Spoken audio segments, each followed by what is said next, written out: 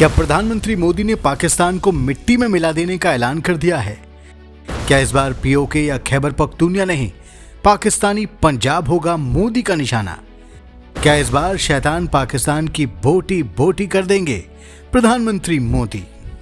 दोस्तों, पहलगाम हमले के बाद पूरा देश भयंकर गुस्से में है, क्योंकि इस हमले ने भारत के हर कोने के लोगों में पाकिस्तान और उसके पिल्लों के लिए नफरत भर दी है।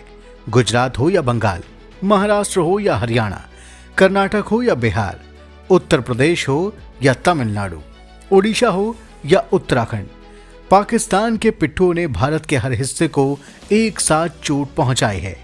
इसलिए इस वक्त पूरे भारत में गुस्से का पारा हाई है, और इस हाई पारे को पूरी दुनिया ने उस वक्त देखा भी जब हमले के बाद पहली बार प्रधानमंत्री मोदी बिहार में एक जनसभा को संबोधित करने पहुंचे। बिहार के मधुबनी में दिए गए पीएम मोदी के भाषण ने पूरी दुनिया को संदेश दे दिया है कि भारत अब पाकिस्तान के साथ क्या करने वाला है। दोस्तों, वीडियो में बताएंगे कि इस बार भारत क्या क्या करने वाला है, पाकिस्तानी पंजाब के साथ इस बार क्या होगा, पीओके और खैबर पख्तूनिया में भारत की प्लानिंग क्या है, कैसे अगले 6 महीने में पाकिस्तानी तड़प तड़प कर भारत से रहम की भीख मांगेंगे, लेकिन इस बार उन्हें वो भीख भी नहीं मिलेगी। बस आप देखते रहिए द कर्मा। दोस्तों, मधुबनी की जनसभा में जिस अंदाज में पीएम मोदी गरजे हैं, उससे तो यही लग रहा है कि ये युद्ध का ऐलान है। पीएम मोदी के एक एक शब्द पाकिस्तान की बोटी बोटी करने जैसे हैं। पीएम मोदी ने कहा कि हमला करने वाले और इस साजिश में शामिल होने वाले उनके आकाओं को उनकी कल्पना से भी बड़ी सजा मिलेगी। दोस्तों, जरा आप अंदाजा लगाइए कि पाकिस्तान और पाकिस्तानी आर्मी का चीफ अपने लिए कितनी बड़ी सजा की कल्पना कर सकता है। शायद इस सजा में उतना बड़ा टॉर्चर तो वो सोच ही सकता है जो करगिल युद्ध के दौरान भारत के शहीद कैप्टन सौरभ कालिया को पाकिस्तानी सेना ने दिया था। दोस्तों, देश कभी भूला नहीं जब 1999 में करगिल में कब्जे की मंशा के साथ घुसे पाकिस्तानी सैनिकों का विरोध कर रहे भारतीय सेना के कैप्टन सौरभ कालिया को पाकिस्तानी आर्मी ने बंधक बना लिया था। उस वक्त पाकिस्तानी आर्मी ने 22 दिन तक सौरभ कालिया पर बड़ी बेदर्दी से टॉर्चर किया था। भारत को जब सौरभ कालिया का शत विकसित शव मिला तो लोगों की रूह कांप गई। शव को पहचानना तक मुश्किल था। डीएनए फिंगरप्रिंट से उनको पहचाना गया। बड़ी बेदर्दी से उनकी आंख फोड़ दी गई थी। शरीर की लगभग हर हड्डी टूटी हुई थी। एक एक दांत को तोड़ा गया था, उखाड़ा गया था, नाखून को खींच खींच कर निकाल दिया गया था। पाकिस्तानी दरिंदों की सेना ने प्राइवेट पार्ट तक को नहीं बख्शा था। दोस्तों, सौरभ कालिया जैसी सजा की कल्पना तो पाकिस्तान और उसका जनरल कर ही सकता है, लेकिन मोदी जी ने कहा है कि ऐसी सजा मिलेगी जिसकी उसने कल्पना भी नहीं की होगी। तो दोस्तों, ऐसा तो लग रहा है कि पाकिस्तान की बोटी बोटी कर उसका वजूद ही मिटा दिया जाएगा। दोस्तों, मोदी ने गरजते हुए कहा कि हमला सिर्फ निहत्थे पर्यटकों पर नहीं हुआ, देश के दुश्मनों ने भारत की आत्मा पर हमला करने का दुस्साहस किया है।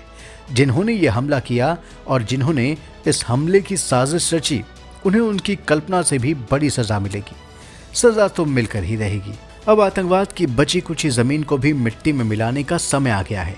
140 करोड़ भारतीयों की इच्छा शक्ति अब आतंक के आकाओं की कमर तोड़कर रहेगी। दोस्तों, भाषण के दौरान खास बात यह रही कि पीएम मोदी ने हिंदी में इस बात को कहने के बाद उसे दोबारा अंग्रेजी भाषा में दोहराया। यानी वो पूरी इंटरनेशनल कम्युनिटी को यह संदेश दे रहे थे कि मानवता के दुश्मन पाकिस्तान का अंत भारत अब करने जा रहा है, और पूरी दुनिया इस बात को ठीक से सुन ले। दोस्तों, रक्षा विशेषज्ञों का कहना है कि बिहार के मधुबनी से पीएम मोदी ने पूरी दुनिया को जो संदेश दिया है, उससे साफ है कि इस बार मोदी का निशाना पीओके और खैबर पख्तूनिया नहीं होगा, जहां पिछली बार सर्जिकल स्ट्राइक और एयर स्ट्राइक की गई थी। इस बार उस पंजाब को निशाना बनाया जाएगा जो असली पाकिस्तान है। यही वो पाकिस्तान है जो वास्तव में बदमाश पाकिस्तान है। इसी पाकिस्तानी पंजाब में भारत और पूरी दुनिया को परेशान करने की साजिश रची जाती है, लेकिन इस बार ये पाकिस्तानी पंजाबी ही रोएंगे, ये पाकिस्तानी पंजाबी ही तड़पेंगे। इन्हें इतना दर्द दिया जाएगा कि ये भारत के आगे रहम की भीख मांगेंगे, लेकिन इन्हें भारत से कोई रहम नहीं मिलेगा। दोस्तों, भारत इस बार पाकिस्तान को किस हद तक तड़पाएगा, इसका अंदाजा तो मोदी सरकार के उस कदम से ही मिल गया है जिसमें पाकिस्तान के साथ सिंधु जल समझौते को सस्पेंड कर दिया गया है। सिर्फ इस फैसले से ही पाकिस्तान का दाना पानी मुश्किल हो जाएगा।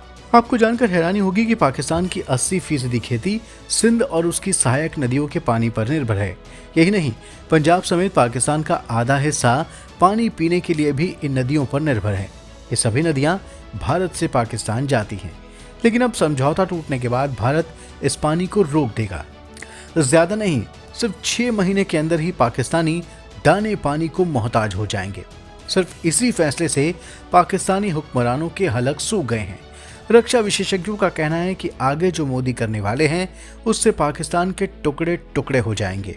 बलूचिस्तान आजाद होगा, खैबर पख्तूनिया अफगानिस्तान में चला जाएगा, सिंध अलग देश होगा, पीओके भारत में आ जाएगा और बचा हुआ पंजाब एक उजड़ा चमन बनकर भारत के आगे भीख मांग रहा होगा। दोस्तों, इस बार भारत और उसके 140 करोड़ नागरिकों ने जो ठाना है उसकी आहट से ही पाकिस्तान की रूह कांप रही है और जब जमीन पर भारत के देशवासियों का संकल्प उतरेगा तो शायद वो होगा जिसकी किसी ने कल्पना भी नहीं की होगी।